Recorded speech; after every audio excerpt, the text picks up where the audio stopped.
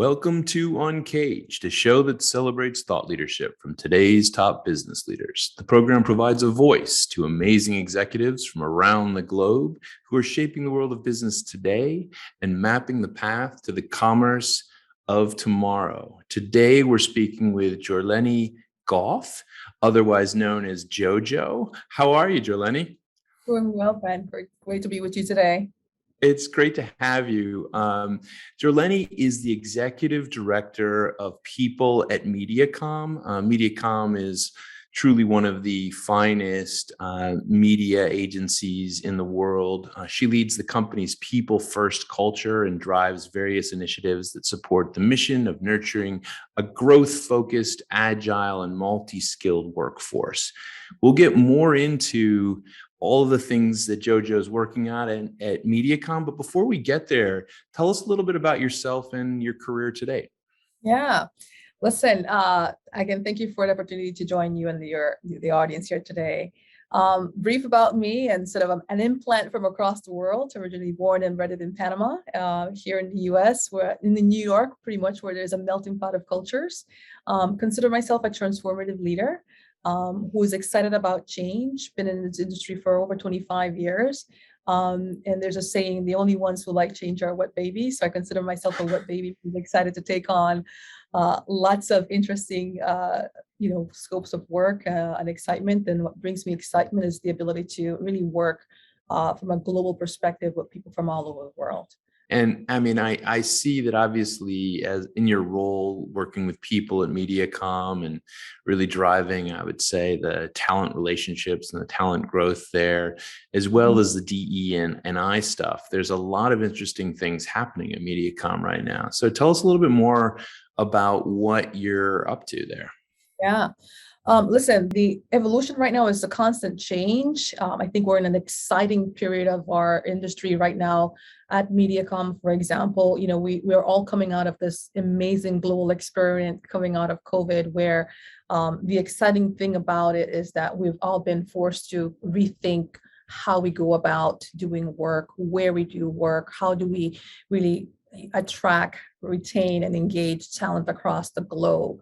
And I say globe because we got to think of ourselves as a global organization, irrespective of where in the globe we sit, right? Yeah. So part of that has been, how do we really get, first of all, retain the right people? How do we engage them into the right roles, the right place, doing the right things? How do we drive the engagement while working from this sort of out of the box? Yeah. Where in our industry, right, known for a lot of the dynamic of work evolves into an office space, where now we have evolved into, okay, we could work from anywhere. It doesn't mean that we have to be in an office space, right? So what we do in those spaces, how we do it is exciting. From a MediaCom perspective, is about really ensuring that our people are in the right space of mind from a well-being standpoint, again, coming out of this global experiment. So we've worked on things such as our focus, right? People first, how do we deliver that? And that is giving people space to do so. So the flexibility of being able to work from anywhere in the globe has allowed us to do so. And we have seen where people have really delivered really over 100% effectiveness and have shown that we have tripled our work capabilities in doing so. Yeah. Yeah, I think that one of the interesting things is, I love that. I love the people first idea. And I think one of the interesting things is that when you empower people with that level of flexibility, you find that the benefits are so multifold that it's almost crazy that companies have not allowed it up to now.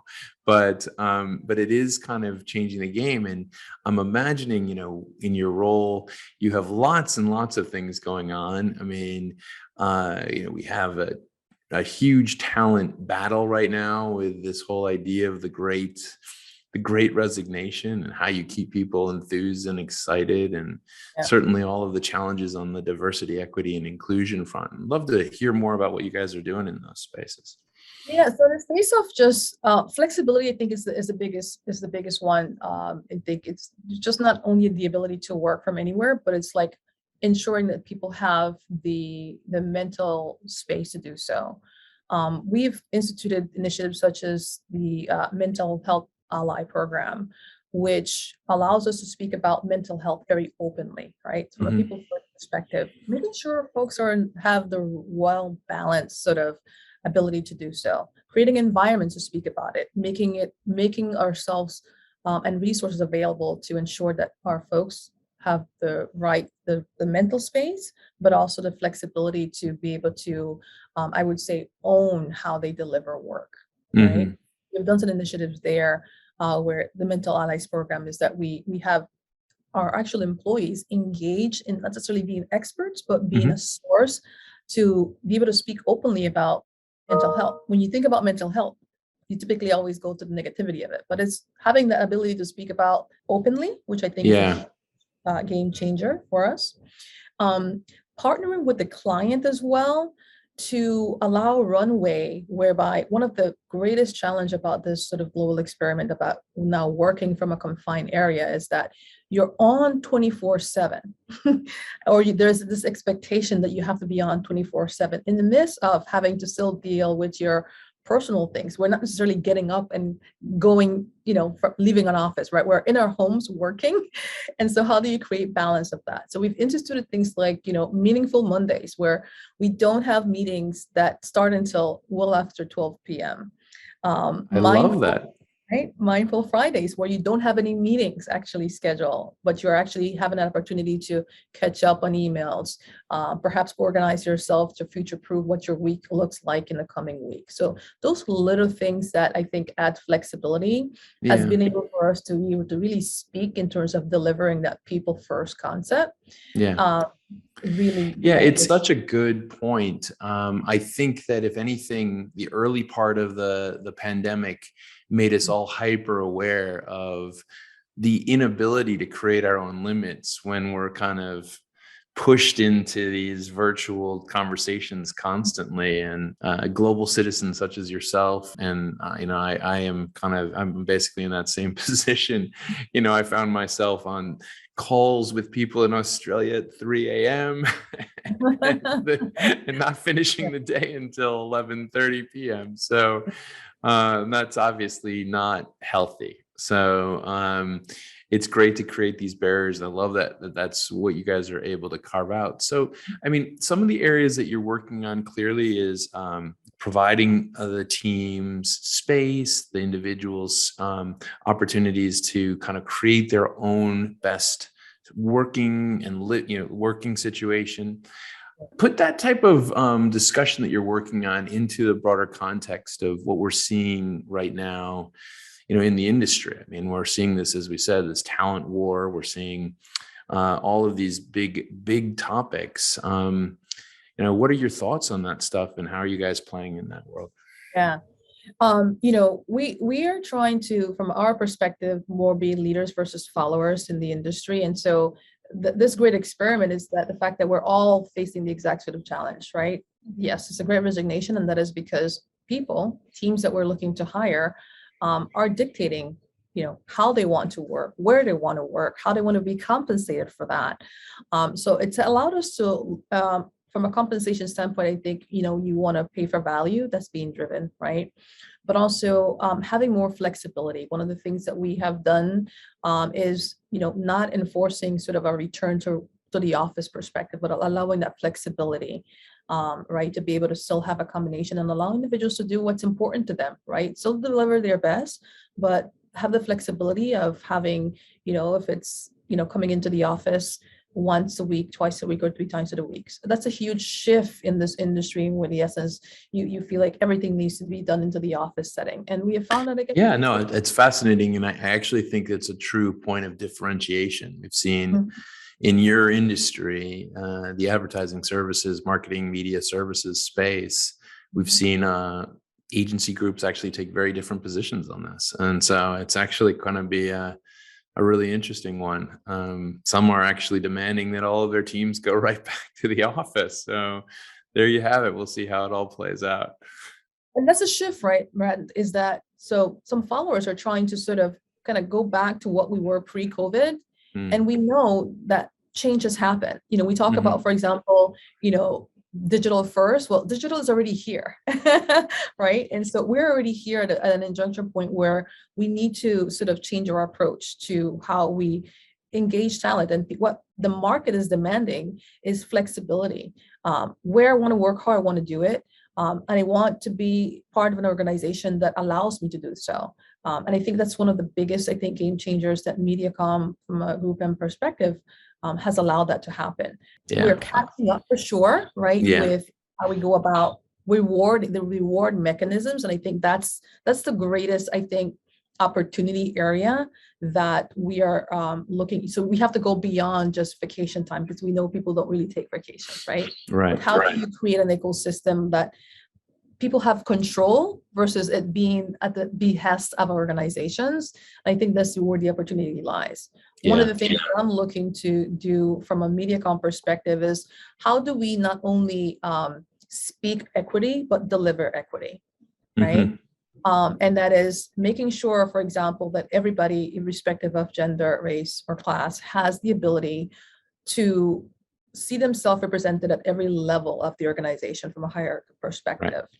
And part of doing that is making sure now that we're also representative of the community that we do business in, that we are also servicing. So we're looking, for example, at all of the cities that we hire in, or and parts of the globe, and making sure that our workforce, sort of what the census data show in terms of representation, and making sure that our workforce is representative of what is reflective in that community. So those are the major initiative that we're looking to drive in 2022, for example. That's great. I mean, that's such a critical effort. And certainly I think that we know that the broader industry probably has had challenges in that area, and certainly there's room for improvement and growth. But MediaCom, I would say, has always been a little bit ahead of a lot of the players, and so it's no surprise. But let's shift gears a little bit and talk more deeply on the pandemic. It's been such a challenging moment for so many people, and yet at the same time, I've seen it offer tremendous opportunities for this kind of this birth of rethinking on different topics. And just be curious to hear your thoughts on how the last 18 months have gone. How are you doing? Thank you for asking that question. I find myself asking that question a lot in conversations. And one of, the constant that I've seen from leading with people first is leading with empathy, right? How do we start conversations with, it's just, well, this is due, timelines are so, is how are you doing? So first of all, I'm doing good. We're definitely in a very aggressive period of the business where things are moving very fast. And we're operating very fast, and how we're structured has to evolve to support how quickly the business is evolving. And so as we go into meetings, as we engage in conversations, and I spoke to you earlier about that mental ally program, is we have pockets of time that are specifically every single week where individuals have a platform to go to where we ask that question: how are things doing? How are you doing? And we lead our conversations with that, right? And provide necessary support. So what I'm seeing right now is that things are moving very fast. And so leading with empathy, and again, how do we as an organization make sure that we are having the right people in the right places? And how do we do that, right? How do we engage them? What are the things that we're making available for this talent group to ensure that they're able to deliver their very best in the midst of the fray of how quickly things are evolving? And I think as we look at that, it's a great opportunity to really rethink our approach, rethink how we are going to activate that. And really, it's a blank canvas, honestly, right? Because no one has a secret sauce. No, I think you're absolutely right. And operating with empathy at the center of it sounds like a very, very progressive and correct move for, where we are. And so, I think that really pushes me to the thoughts that you might have on how things are going to be evolving over this next year. I was reading an article in The Economist over the weekend that was telling me that they're betting that everything's going to be back and cranking in the back half of 2022, as if all had never happened. So just be curious what your thoughts are. I think how we think about, right, it is evolving. And what I think is going to happen is that we can't go back to the norm. There is no such thing of evolving back to the normality. I think we're going to continue to see this great sort of evolution of talent. And it's not a one for one, is that we need to evolve the diversity of talent. And when I think about that, it's not solely about race and gender, but I'm talking about discipline, skill set, transferable skills. Our competitors are no longer like a one-to-one. I can't look at my competitor from an agency perspective. I have to look at what is going to be the right sort of skill sets that we need to be innovative, that's going to be drivers, so that we truly have the best in class service that we're delivering from a company standpoint. From a people standpoint, I want to be part of an organization who's going to put me first, where I could deliver, purposeful work and deliver my best self. What is the environment that sort of dictates that? And it's no longer me physically having to come to an office, right? Is the ability to sort of deliver my great work from anywhere in the world, but also having an ecosystem that embraces flexibility. I love it. I want to work at MediaCom. Yorlene, thank you so much for telling us all about what you're working on at MediaCom right now. We've been speaking to Yorlene Goff, or Jojo Goff. She's the executive director and of people at MediaCom. We've been talking to her about the company's people first culture and strategy, and all of the initiatives that they're pushing to drive diversity of experience and race and gender and all of the critical elements that you need to have diversity in thought and strategy for a media company. And so it's incredible what the MediaCom is working on. Yorlene, if someone wanted to learn more about what you guys are working on at MediaCom, where should they get in touch with you? Where should they find you? Sure, easily. I'm on LinkedIn, obviously, so feel free to hit me up on LinkedIn. Also on Twitter, so send me a note. I tend to share content literally weekly. I'm interested to know what's also happening in the industry, and so happy to link me up on LinkedIn or send me an email to my MediaCom address, my name, .goff@mediacom.com. Well, it's great to have you on the show, Jojo, and I look forward to hearing more about what you guys are working on in the future. Thank you, Cheers. Brian.